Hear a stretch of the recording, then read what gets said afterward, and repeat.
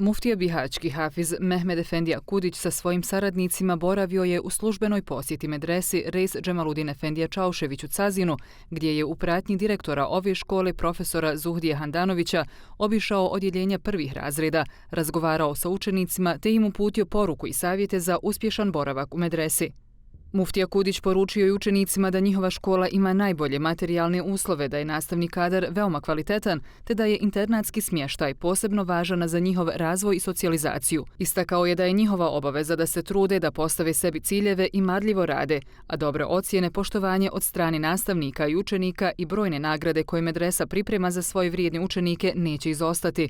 Nakon što je obišao sva odjeljenja prvih razreda i nakon zajedničke fotografije, muftija Kudić se sastao sa jednim dijelom nastavnog osoblja medrese i s njima razgovarao o početku školske godine, njihovim očekivanjima te o budućim planovima, prenosi muftijstvo bihaćko. Direktor medrese Reis Džemaludin Efendija Čaušević u Cazinu, profesor Zuhdija Handanović, zahvalio je muftiji Kudiću i njegovim saradnicima na posjeti i na podršci koju ova škola uživa kada je u pitanju muftija Kudić i muftijstvo bihaćko u cijelosti.